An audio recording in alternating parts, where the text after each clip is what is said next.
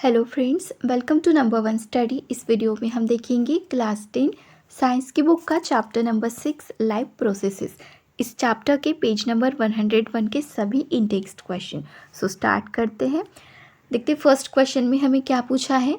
What are the differences between autotrophic nutrition and heterotrophic nutrition. Question में हमें पूछा है ऑटोट्रॉपिक न्यूट्रिशन और हेटेरोट्रॉपिक न्यूट्रिशन में डिफरेंस बताओ, दोनों में क्या डिफरेंस है। तो ऑटोट्रॉपिक क्या होता है। ऑटोट्रॉपिक मतलब ऐसा कि जो खुद का खाना खुद की बॉडी में बनाते हैं। और हेटेरोट्रॉपिक क्या, ऑटोट्रॉपिक ने खाना बनाया और जो उन पे डिपेंड होते, ऑटोट्रॉपिक पे जो डिपेंड होते हैं वो होते हेटेरोट्रॉपिक, जो खुद का खाना नहीं बनाते। ओके, चलो देखते वन बाय वन डिफरेंस क्या है। फर्स्ट पॉइंट देखेंगे ऑटोट्रॉपिक में, organism prepare its own food and is not dependent on any other organism। ऐसे ऑर्गेनिज्म जो खुद का खाना बनाते हैं और कभी भी दूसरे ऑर्गेनिज्म पे डिपेंडेंट नहीं रहते।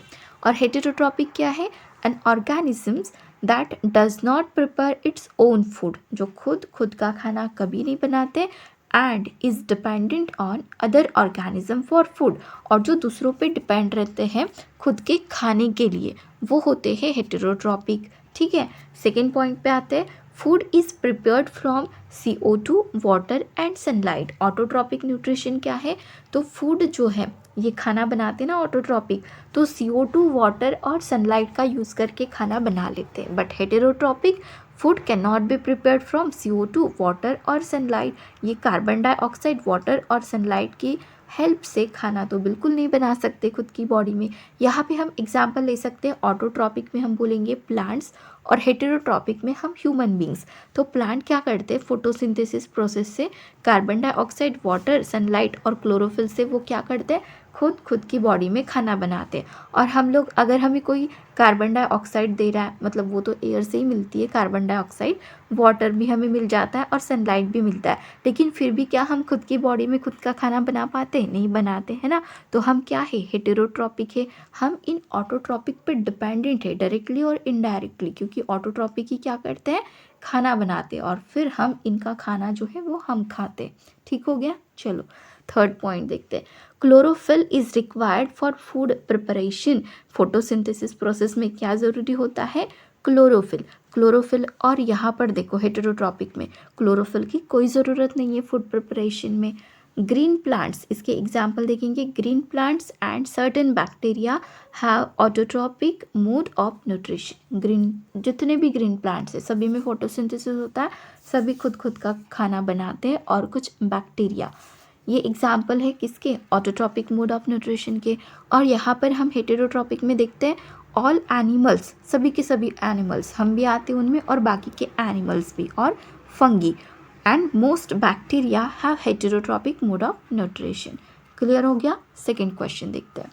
क्वेश्चन नंबर 2 में पूछा है, where do plants get each of the raw material required for photosynthesis. देखो क्वेश्चन में हमें पूछा गया कि फोटोसिंथेसिस जो प्रोसेस है, फोटोसिंथेसिस प्रोसेस के लिए रॉ मटेरियल लगते, 4 फैक्टर लगते हैं।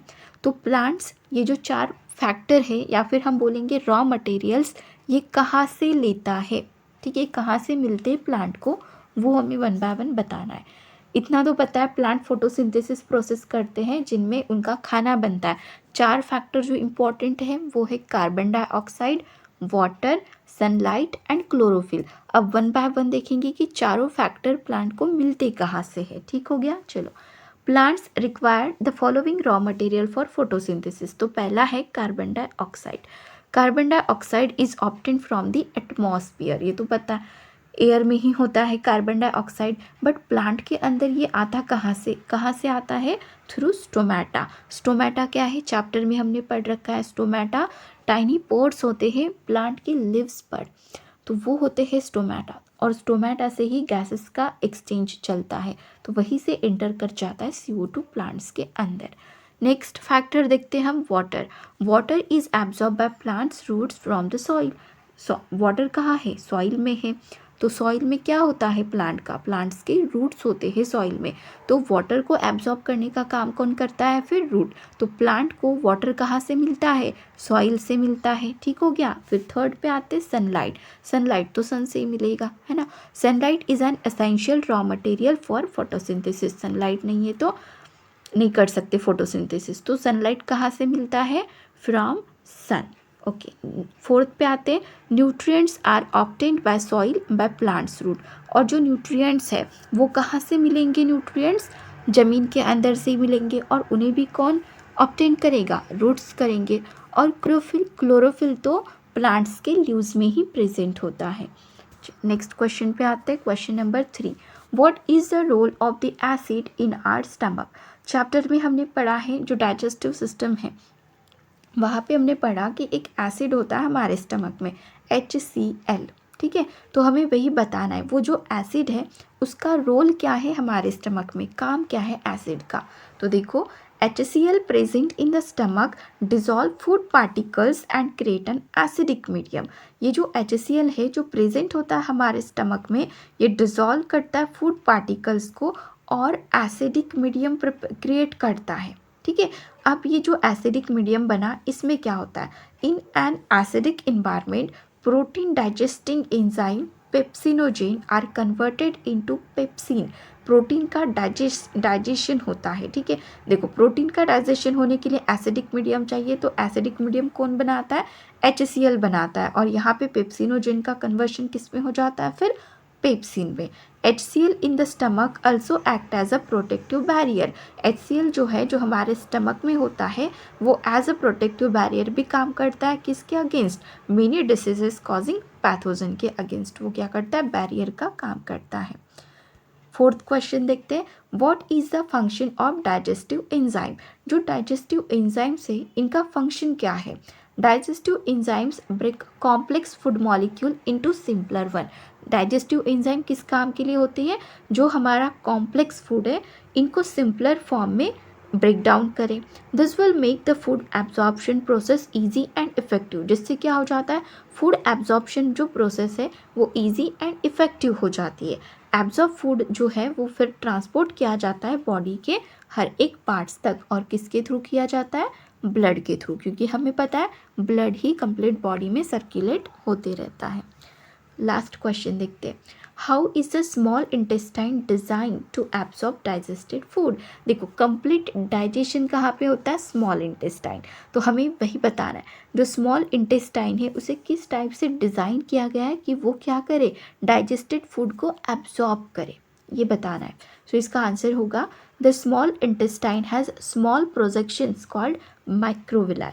क्या होते हैं स्मॉल इंटेस्टाइन में, बहुत सारे छोटे छोटे स्मॉल प्रोजेक्शंस होते हैं, फिंगर लाइक प्रोजेक्शंस होते हैं, जिन्हें बोलते हैं माइक्रोविलाई। ये माइक्रोविलाई करते क्या है, ये इंक्रीज करते हैं सरफेस वॉल्यूम, और सरफेस वॉल्यूम इंक्रीज हो गया तो फिर एब्जॉर्प्शन जो है वो इफेक्टिव हो जाता है, एब्जॉर्प्शन ईजी हो जाता है। Within the villi there are numerous blood vessels, और इन विलाई में क्या होते हैं, बहुत सारे ब्लड वेसल्स जो एब्जॉर्ब करते हैं डाइजेस्टेड फूड को और कैरी करते हैं कहाँ तक, ब्लड स्ट्रीम तक, और फिर ब्लड तो पता है ये ट्रांसपोर्ट करता है फूड को हर एक पार्ट तक हमारे बॉडी के। तो ऐसे डिज़ाइन किया गया स्मॉल इंटेस्टाइन, जो क्या कर सकती है, इफ़ेक्टिवली एब्जॉर्ब कर सकती है डाइजेस्टेड फूड को। तो यहाँ पे सभी इंटेक्स्ट क्वेश्चन कंप्लीट हो गए इस पेज के। वीडियो अच्छी लगी तो वीडियो को लाइक करना, अपने फ्रेंड्स के साथ शेयर करना, और चैनल को सब्सक्राइब ज़रूर करना। Thank you.